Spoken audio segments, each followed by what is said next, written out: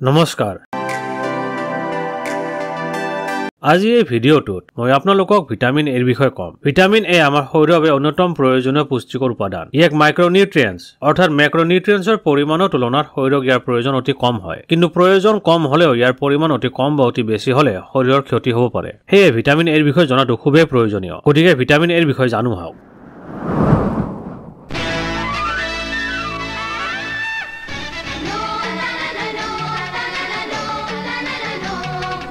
Vitamin A কি?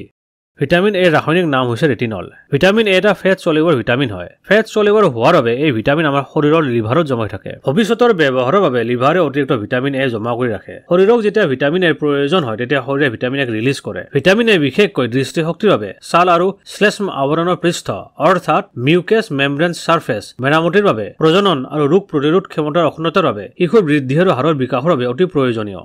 Vitamin এৰ প্ৰকাৰ। ভিটামিন এ মূলতঃ দুই প্ৰকাৰৰ, এটা হ'ল ৰেটিনল আৰু আনটো হ'ল বিটা কেৰটিন। ৰেটিনল হৈছে ভিটামিন এৰ আটাইতকৈ সক্ৰিয় ৰূপ আৰু এই পশুজাত সামগ্ৰী যেনে মাছ, মাংস, কণী আৰু গাখীৰজাত সামগ্ৰীত পোৱা যায়। আনহাতে বিটা কেৰটিন হৈছে ভিটামিন এৰ আগৰ ৰূপ, অৰ্থাৎ শৰীৰে বিটা কেৰটিনক ৰেটিনলৈ ৰূপান্তৰিত কৰে। বিটা কেৰটিন উদ্ভিদজাত সামগ্ৰী যেনে মিঠা আলু, গাজৰ, পালেং শাক আদিত প্ৰচুৰ পৰিমাণে পোৱা যায়। ভিটামিন এৰ উপকাৰিতা। ভিটামিন এ চকুৰ ৰেটিনা সুস্থ কৰি ৰাখে আৰু কুকুৰীকণা আদি ৰোগ প্ৰতিৰোধ কৰে। এই ছালখনক সুস্থ আৰু উজ্জ্বল কৰি তোলে। ভিটামিন এ আমাৰ শৰীৰৰ ৰোগ প্ৰতিৰোধ ক্ষমতা অৰ্থাৎ ইমিউন চিষ্টেম শক্তিশালী কৰে, লগতে প্ৰজনন ক্ষমতা বৃদ্ধি কৰে। ই চুলি মজবুত আৰু চিকচিকীয়া কৰি তোলে। শিশুৰ বৃদ্ধি আৰু বিকাশৰ বাবে ভিটামিন এ অতি গুৰুত্বপূৰ্ণ। কিছুমান গৱেষণাৰ পৰা দেখা গৈছে যে ভিটামিন এ কিছুমান বিশেষ ধৰণৰ কেঞ্চাৰ, বিশেষকৈ ছাল আৰু মুখৰ কেঞ্চাৰৰ পৰা ৰক্ষা কৰাত সহায় কৰিব পাৰে। এন্টিঅক্সিডেণ্ট হিচাপে ভিটামিন এ ছালৰ বয়স বৃদ্ধিৰ প্ৰভাৱ কম কৰিব পাৰে, যেনে বলি ৰেখা আৰু ছালৰ ৰং সলনি অৰ্থাৎ পিগমেণ্টেশ্যন হ্ৰাস কৰিব পাৰে। ভিটামিন এৰ অভাৱত কি হয়? উপযুক্ত পৰিমাণৰ ভিটামিন এ সেৱন কৰাটো শৰীৰৰ বাবে অতি গুৰুত্বপূৰ্ণ। কিন্তু ভিটামিন এৰ পৰিমাণ কম হ'লে বিভিন্ন সমস্যাৰ সৃষ্টি হ'ব পাৰে, যাৰ ফলত শাৰীৰিক আৰু মানসিক স্বাস্থ্যত যথেষ্ট প্ৰভাৱ পৰিব পাৰে। উদাহৰণস্বৰূপে ভিটামিন এৰ অভাৱত চকু ফুলা, খুজতি, দৃষ্টিশক্তি কম হোৱা আৰু আনকি ৰাতি অন্ধতা অৰ্থাৎ কুকুৰীকণাও হ'ব পাৰে। ভিটামিন এৰ অভাৱত ছালৰ সমস্যা যেনে ছাল শুকোৱা, ছালত খুজতিৰ নিচিনা অন্যান্য ছালৰ সমস্যা হ'ব পাৰে। ভিটামিন এৰ অভাৱত ৰোগ প্ৰতিৰোধ ক্ষমতা দুৰ্বল হৈ পৰিব পাৰে, যাৰ ফলত শৰীৰৰ ৰোগ প্ৰতিৰোধ ক্ষমতা কমি আহিব পাৰে। ভিটামিন এৰ অভাৱত চুলি সৰা বাঢ়িব পাৰে। শিশুসকলে ভিটামিন এৰ অভাৱত শাৰীৰিক আৰু মানসিক বিকাশৰ প্ৰভাৱ পৰিব পাৰে। ভিটামিন এৰ অভাৱত ৰক্তবাহী নলী দুৰ্বল হৈ পৰিব পাৰে, যাৰ ফলত ব্লাড চাৰ্কুলেশ্যনত সমস্যাৰ সৃষ্টি হ'ব পাৰে। ভিটামিন এৰ পৰিমাণ বেছি হ'লে কি হ'ব?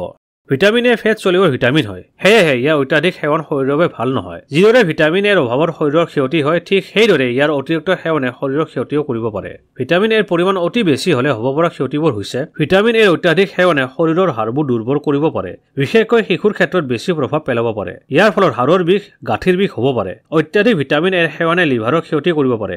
অতিমাত্ৰা ভিটামিন এ সেৱন কৰিলে মূৰৰ বিষ, মূৰ ঘূৰোৱা, বমি আৰু দৃষ্টিশক্তি সম্বন্ধীয় সমস্যাৰ সৃষ্টি হ'ব পাৰে। ভিটামিন এ ছালখন শুকান আৰু খুজতিপূৰ্ণ কৰিব পাৰে আৰু চুলি সৰা বৃদ্ধি কৰিব পাৰে। গৰ্ভৱতী মহিলাৰ ক্ষেত্ৰত অত্যাধিক পৰিমাণৰ ভিটামিন এ ভ্ৰূণৰ বাবে ক্ষতিকাৰক হোৱাৰ লগতে জন্মগত বিসংগতিৰ সৃষ্টি কৰিব পাৰে। সেয়েহে গৰ্ভৱতী মহিলাসকলে ডায়েটিচিয়ান নাইবা খাদ্যৰ ভাল জ্ঞান থকা ডক্তৰৰ পৰা পৰামৰ্শ লোৱা উচিত। ভিটামিন এ সমৃদ্ধ খাদ্য। ভিটামিন এ বিভিন্ন ধৰণৰ শাক-পাচলি, ফল-মূল, পশুজাত সামগ্ৰীত পোৱা যায়, যেনে গাজৰ, মিঠা আলু, ৰঙালাও, মেথি, কেপচিকাম, বিলাহী, সেউজীয়া পাতৰ শাক-পাচলি যেনে পালেং শাক, সৰিয়হৰ শাক, লেটিউচ, ব্ৰকলি, বিট, ধনিয়া, ৰঙালাওৰ গুটি, আম, অমিতা, কল, আঙুৰ, আপেল, নাচপতি, মধুৰিআম, তৰমুজ, এপ্ৰিকট, মালবেৰী, ৰঙা জলকীয়া, বাদাম, আলমণ্ড, আখৰোট, কিচমিচ, মটৰ, মচুৰ দাইল, ধানজাতীয় শস্য যেনে বাজৰা, জৌ, মাছ, কণী, লিভাৰ, গাখীৰ আৰু গাখীৰৰ পৰা বনোৱা খাদ্য ভিটামিন এৰ ভাল উৎস। কিন্তু এতিয়া কোনটো সামগ্ৰীত কিমান ভিটামিন এ পোৱা যায় সেইটো জনাও বহু দৰকাৰ। গতিকে কিছুমান খাদ্য সামগ্ৰীৰ নাম, তাত থকা ভিটামিন এৰ পৰিমাণ আৰু দৈনিক প্ৰয়োজনীয়তাৰ শতকৰা হাৰ দিবলৈ গৈ আছো। দৃশ্য শ্ৰব্যৰ গতি অৱৰোধ কৰি তালিকাখন ভালদৰে চাই লওক। কিন্তু মনত ৰাখিব যে তথ্যসমূহ কেৱল আপোনাক বিভিন্ন খাদ্যত কিমান পৰিমাণৰ ভিটামিন এ হ'ব পাৰে তাৰ এটা যাতে থুলমূল অনুমান পাব পাৰে তাৰ বাবেহে দিয়া হৈছে। একে ওজনৰ খাদ্যৰ একে পৰিমাণৰ ভিটামিন এ নাথাকিব পাৰে আৰু প্ৰতিজন ব্যক্তিয়ে একেটা খাদ্যৰ পৰা বিভিন্ন পৰিমাণৰ ভিটামিন এ শোষণ কৰিব পাৰে। গতিকে এই তথ্যসমূহ কেৱল এটা মোটামুটি অনুমান হিচাপেহে ল'ব। ভিটামিন এৰ উপযুক্ত পৰিমাণ কিমান?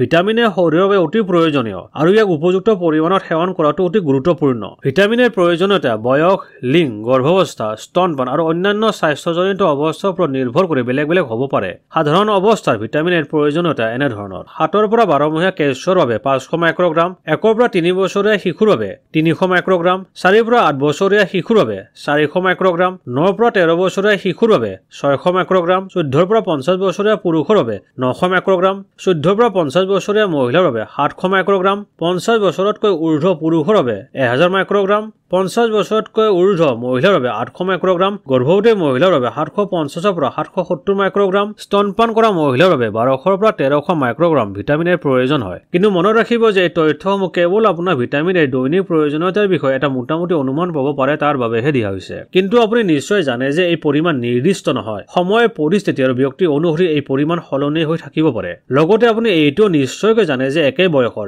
একে ওজনৰ আৰু শাৰীৰিকভাৱে দেখাৰ একে লোকৰ বাবেও ভিটামিনৰ পৰিমাণ বেলেগ বেলেগ হ'ব পাৰে। তদুপৰি কোনো খাদ্যবস্তুৰ পৰা এজন ব্যক্তিয়ে যিমান পৰিমাণৰ পুষ্টিকৰ উপাদান শোষণ কৰিব পাৰে, আন এজন ব্যক্তিয়ে সেই পৰিমাণে শোষণ কৰিব নোৱাৰিবও পাৰে। গতিকে উচিত এইটোৱে যে আপুনি নিয়মিতভাৱে শাৰীৰিক ব্যায়াম কৰক, দিনটোৰ ভিতৰত কিবা নহয় কিবা ক্ৰিয়াকলাপ কৰক আৰু নিজৰ শাৰীৰিক অৱস্থা বুজি বিভিন্ন ধৰণৰ পুষ্টিকৰ খাদ্য সেৱন কৰক।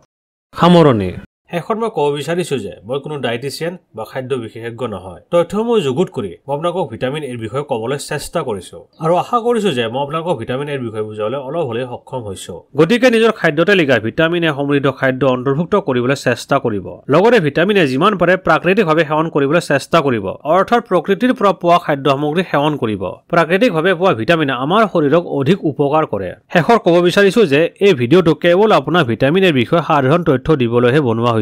সেয়েহে এই তথ্যসমূহ সম্পূৰ্ণ তথ্য বুলি নাভাবিব, লগতে ইয়াক কোনো ধৰণৰ চিকিৎসা পৰামৰ্শ বুলিও নাভাবিব। যিকোনো স্বাস্থ্যজনিত সমস্যাৰ বাবে সদায় আপোনাৰ ডায়েটিচিয়ান নাইবা ডায়েটৰ ভাল জ্ঞান থকা ডক্তৰৰ পৰা পৰামৰ্শ ল'ব।